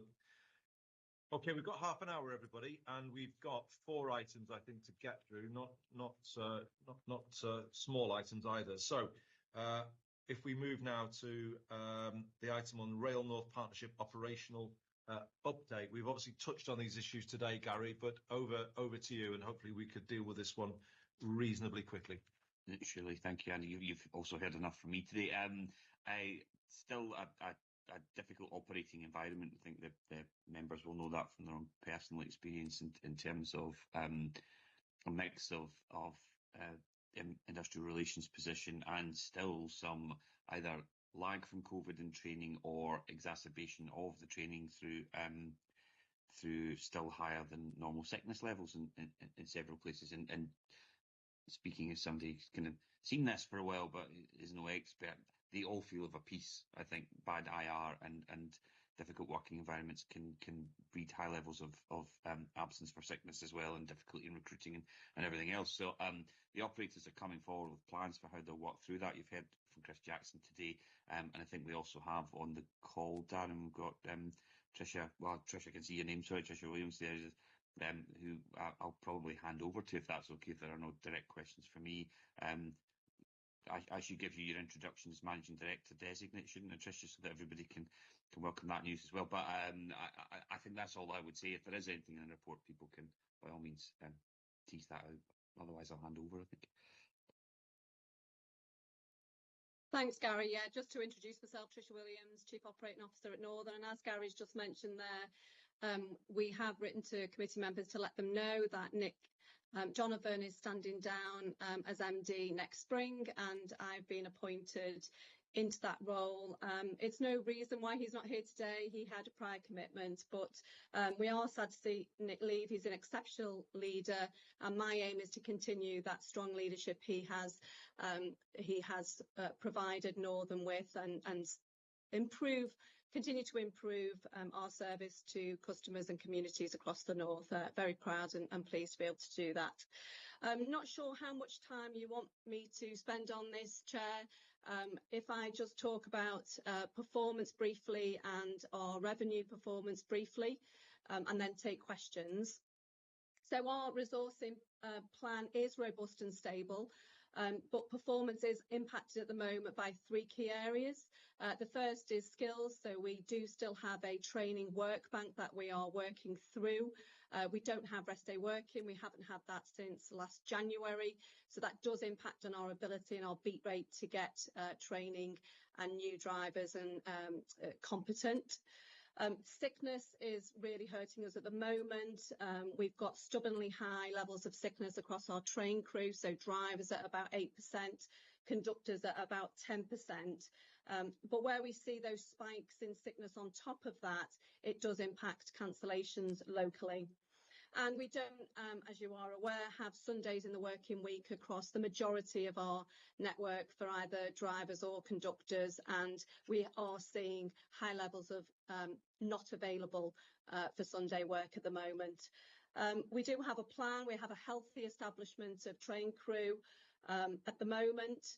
Improving absence is key to our plan, and we have seen really good progress in places like Newcastle, where we've brought sickness levels down, and we are in the process of looking for an occupational health provision that is better than we have today, whether that's with the same provider or another provider. We don't have rest day working. Chris talked about this a lot in terms of the value of rest day working. It was always in our plan to have it short term for training, but we don't have it at the moment, but we're working with Rail North Partnership to look at how do we get that in the short term. But I can say that link competence has improved across all of our depots, and we're above the benchmark that Chris mentioned across all of our depots except Manchester Victoria, and we work with the team there just to continually improve training and competence. And then the last point on train performance is the effectiveness of our links and diagrams. So we're looking forward to December 23. Not too many changes for us for December 23 other than some unit swaps across the regions. But it does give us an opportunity to really look at our links and diagrams and make sure that they are as effective and efficient as they can be. And we're working with our teams locally just to make sure we don't miss that opportunity in December to strengthen our links. Very strong revenue performance at the moment, revenue 11% up on pre-COVID levels, and we're routinely now seeing Monday to Saturdays with days of over £1 million revenue coming in where it's not impacted by industrial action. We are in growth now, which is fantastic, and predicting that to be 14% versus last year for this financial year. And hopefully you'll all have seen our flash sale, and we did quite a few things with that flash sale to grow new markets, working closely with some of your destination marketing organisations. Leisure market continues to be very strong, and that dominates demand really in terms of journeys and revenue. And a highlight is to note that ticketless travel is actually at an all-time low, so at 3.9% versus 4 years ago, whereas it was at 10% due to a huge number of activities being done by our commercial team. We're in autumn planning and readiness. We're in Christmas and December 23 planning and well on with our engineering transformation. That's a couple of years in now, bringing a new way of working, a new IT and modern IT systems to our train care centres. So I'll pause there in the interest of time and take questions. I can see a hand up already. Yeah, thanks, Tricia, and congratulations from us all on your appointment to this new COO role. So we're here, as we said to Chris before, to support you as best we can to deliver improvements to the railway, and you've just outlined some of those, so that's good to see. And if you would convey our gratitude to Nick for the leadership he provided as we went through the OLR process. It has improved significantly from where it was over the last few years, and Nick played obviously a huge part in that. So it's an important moment just to place on public record our appreciation to Nick for the service he's given to the north of England and the work that he's done in recent times, and we appreciate it and we wish him well. Two hands are up. Firstly, Mayor Driscoll and then Councillor Hinchcliffe. Thank you, Andy. Tricia, pleasure to meet you, and again, congratulations on your role. Having said that, I'm going to start with some criticism. So the cancellation rates had been pretty good in this last period, though. They're all outside of target. I mean, 10% on the Durham coastline. It's interesting to hear you talking there about the occupational health, dealing with the sickness levels. Can I take it from that the next time we meet, you'll have some really good news and everything will be below the 4.2% cancellation target? I do wish I could One say second, that. Tricia. I'm sorry. We'll take No Susan, problem. then you can come in at the end. Yeah, Susan. Okay, no problem. Thank you. Thanks and congratulations, Tricia. Just to add to Jamie's point, actually, about it's not just sickness, is it? It's the fleet is causing problems as well. So is there some kind of recovery plan, albeit hopefully you don't need a large scale one to resolve those issues. But I just wanted to talk about a specific parochial issue really, which is the timetable change for December 23, which there are some significant changes there for West Yorkshire and South Yorkshire. So loss of the peak service between Huddersfield and Sheffield, for example. And we're just worried about the reduction from 4 to 3 carriages between Leeds and Doncaster. So we did write to you, and you sent us a response, but actually it's the RMP we'd like some comments from as well. I think the Mayor has been pressing for a response from RMP on these service changes and not had anything back from you. So, what can we do to resolve those and restore those services? Thank you. Thanks, Tricia. Gary, I don't know if you want to pick up that or Darren, but the RMP point. But Tricia, back to you on those points. Yeah, okay. So, Jamie, yeah, I do wish I could say, I can confidently say next time we meet, cancellations will be below target. When it's sickness and it's long-term sickness, it will take some time to address that. We have got a very thorough absence plan. Our occupational health tender process is concluding at the moment, but I anticipate it will take a couple of months to really bed that in. I am committed to improving. Whether I can say it will absolutely be improved the next time we meet, I would hope, but I wouldn't be able to just confirm that right now. Councillor Hinchcliffe, you mentioned fleet. Fleet, we will always get a level of cancellations due to fleet issues. We've got a very complex fleet. Some of it is very old, but we give ourselves thresholds, and the fleet team have been doing very well in terms of meeting those thresholds. It is really about train crew cancellations, and that's why our performance isn't where we want it to be. Just to give you a statistic, we would normally expect of our cancellations within a target train crew cancellations to be 30% of that. It's currently at 72%. So absolutely, we are focused on fleet. That's part of our engineering transformation plan, to make sure that our fleet are available and reliable. But it is really the train crew cancellations that are hurting us the most at the moment. I am aware of your concerns about the reduction in number of carriages. We have responded to that, and what I can assure you is we will monitor that. We've now got some fantastic equipment on our trains that give us information about customer loading, passenger loading, and we will continue to review that as we implement our timetable change. Our belief is we're putting the units where they need to be. Thanks, Tricia. Gary or Darren, just from the RMP perspective, anything to add? Or I just an apology. That's my failure to reply in time for you to have material for today, Councillor Hinchcliffe. So hopefully you know from other areas that we've spoken on. That's not my standard approach to these things. So we'll absolutely come back in detail. I mean, I think maybe what I'd say in fairness to Tricia is and to Northern, we have excuse me, in working through with them what they'll deliver and the timetable at any given point, we've always used that same methodology that we started with back in May 18 and worked with all through COVID, of protecting what you have, growing back when you can, in confidence that the timetable will be deliverable, and preserving the future.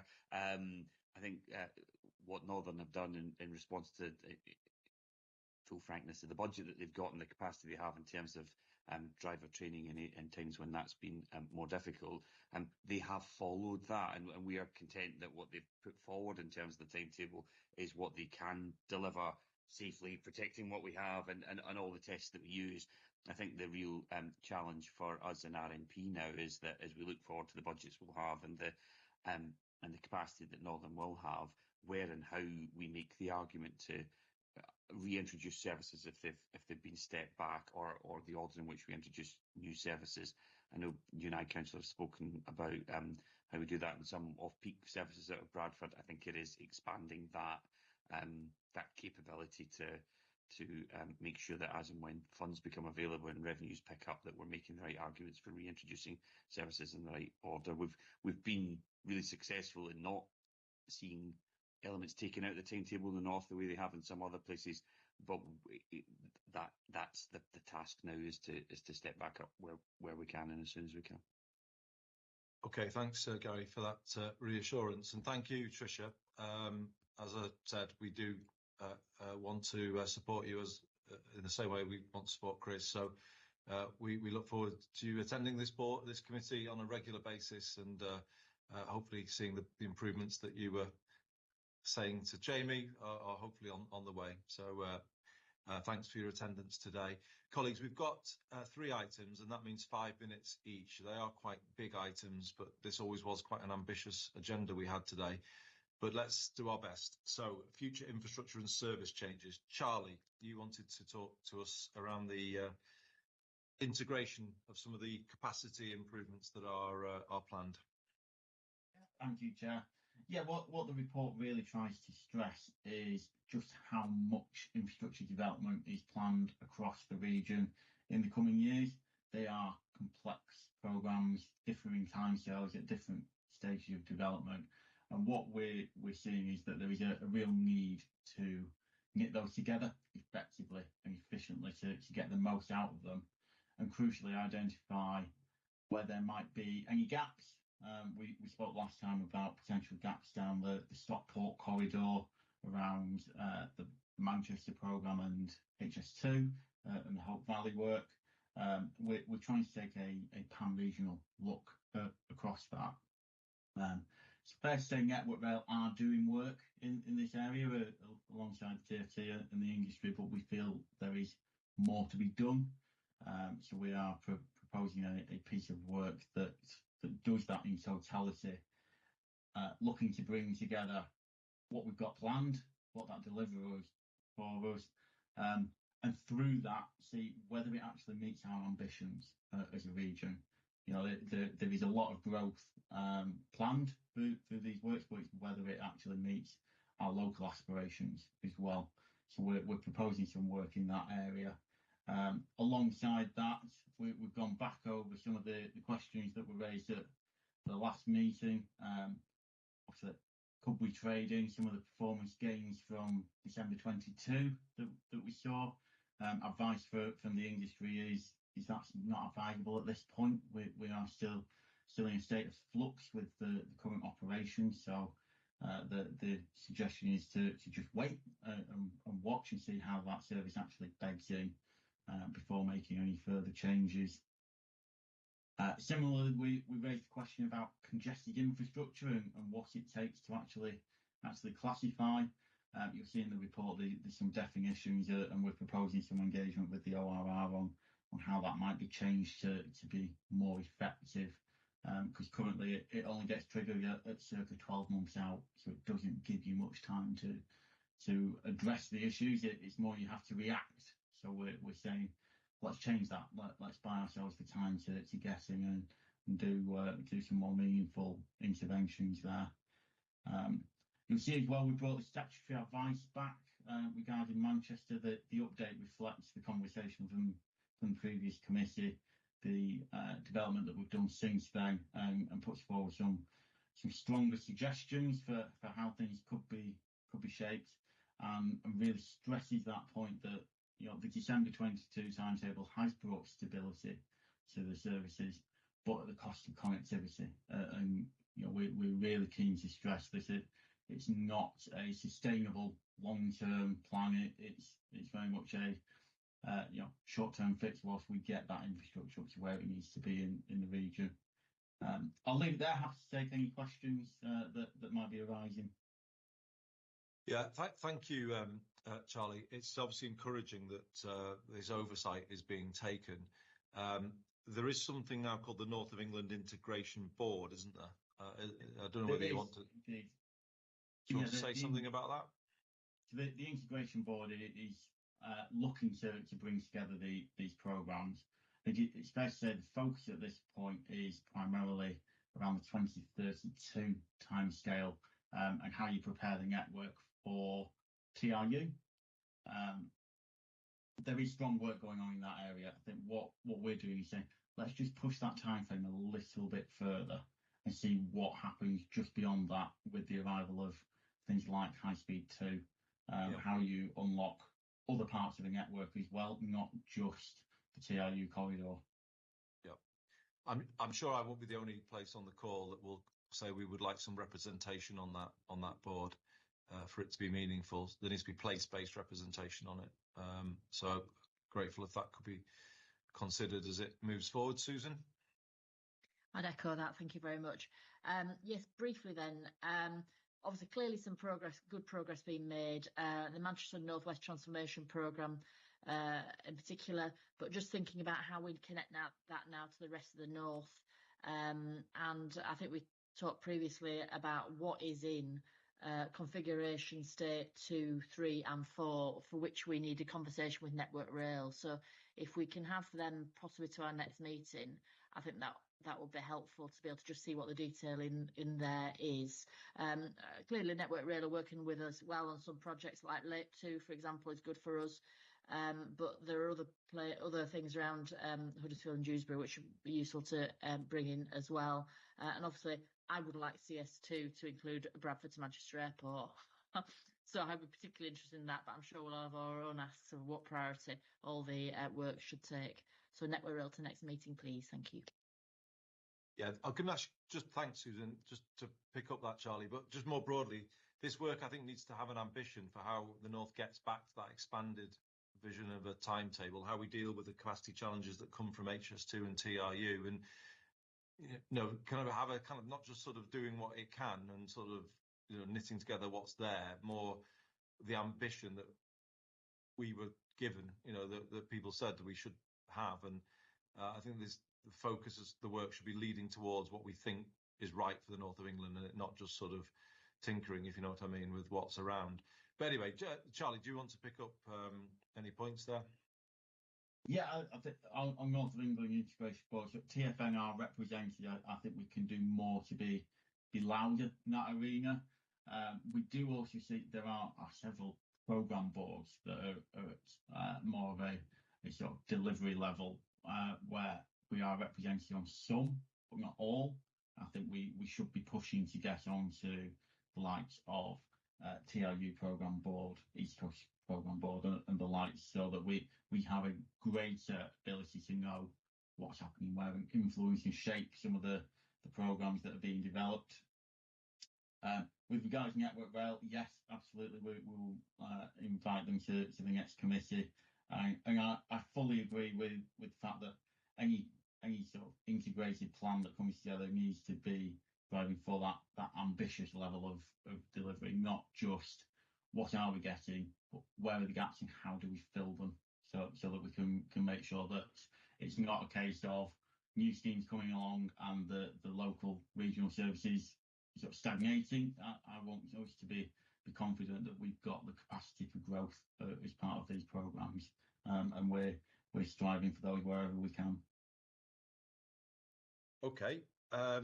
Colleagues, you can see the recommendations set out that we are invited to support the proposal by TFN to develop a blueprint for the North, understanding the complexity that Susan just touched on in her part of the world. We would say around not just Manchester, but Stockport as well.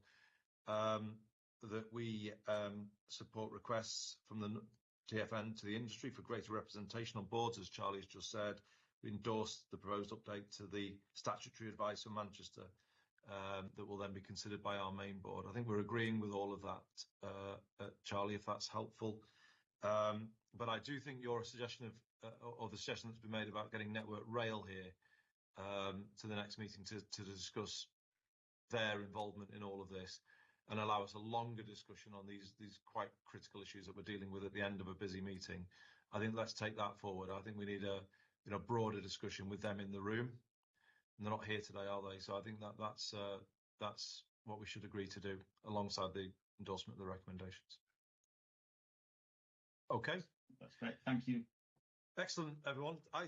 Two items to go. Operators business planning. Caroline, I think you've been leading this, but Susan, you've also been playing a role as well, haven't you? Gary touched on that issue around disability and accessibility being a priority that we might want to feed into this process. So that's an earlier discussion we've had. But Caroline, again, conscious of time, over to you. Yeah, so if members recall, at the June Brendel Committee, we brought 7 suggested priorities for Brendel Committee to feed into the Northern and Transpennine Train business plans.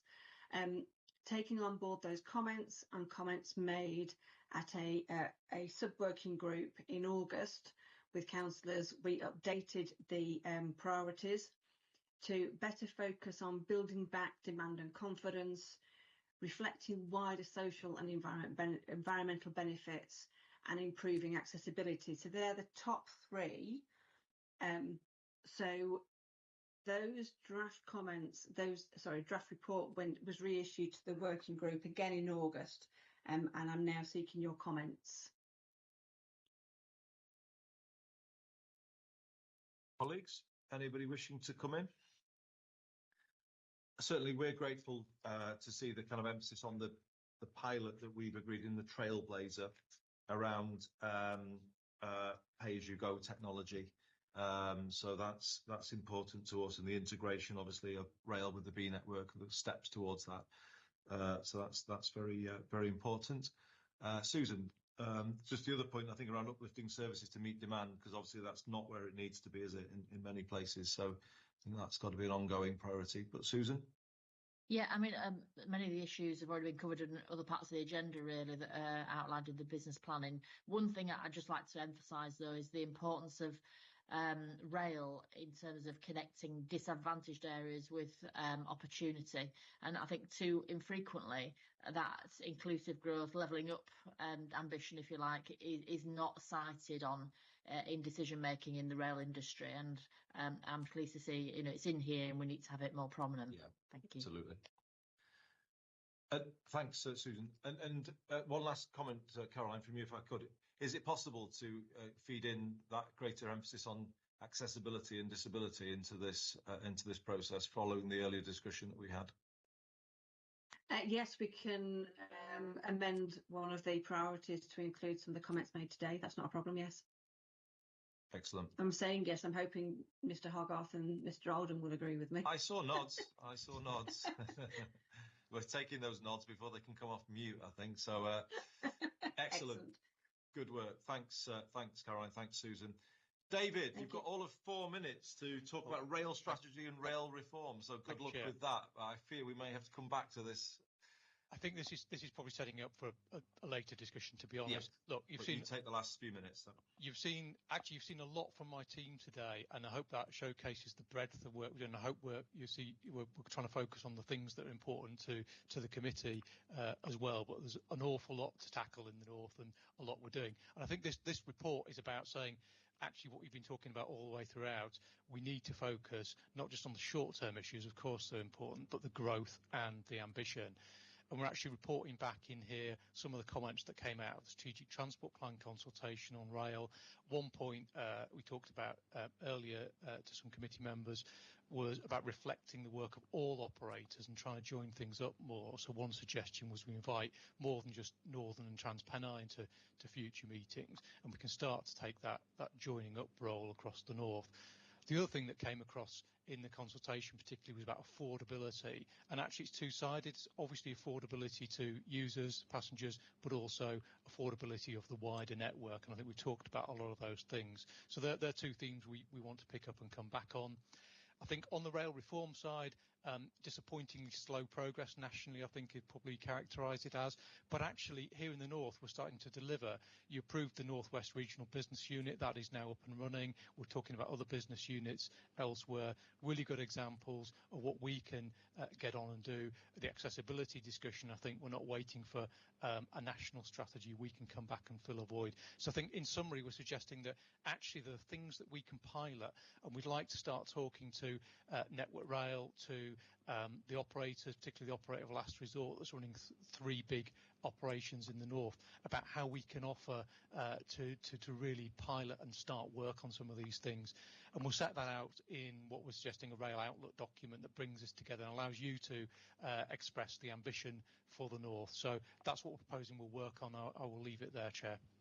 Well done, David. But that's a really interesting suggestion, that last one that you've made. I'll come back to that in closing. Susan? Yeah, I was just going to say, really, that obviously I'm a fan of the concept of Great British Railways and more devolution to regions about their rail operation.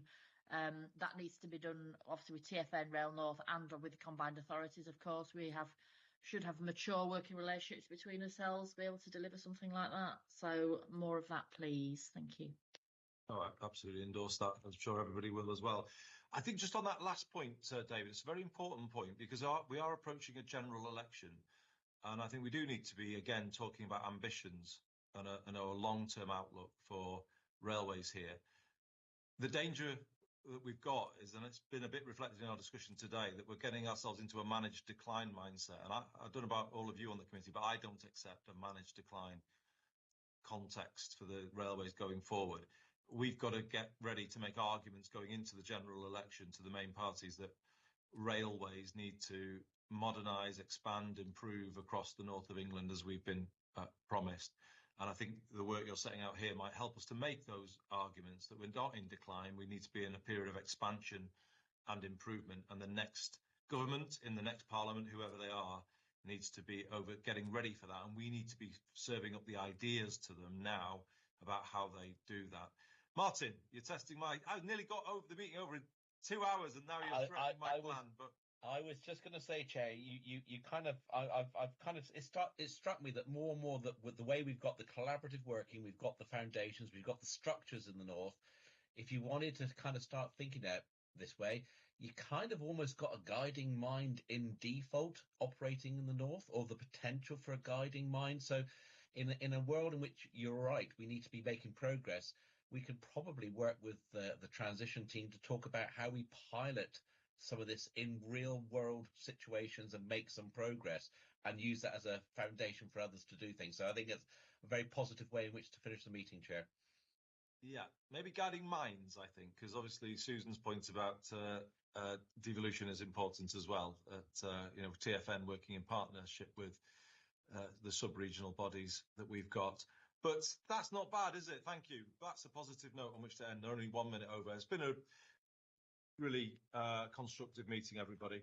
I know it's tough. So we are, I think, clear, aren't we, about what we want? And I think the meeting has been business-like in that way, and has achieved some important outcomes. So thank you all for your attendance, everybody. We have a next meeting planned for let me just confirm it. Tuesday, the 14th of November at 11 a.m. Jamie, are you waving goodbye? Okay. Thanks, Jamie. Thanks everybody for your attendance. As I say, good meeting, and good to have that unity on the call.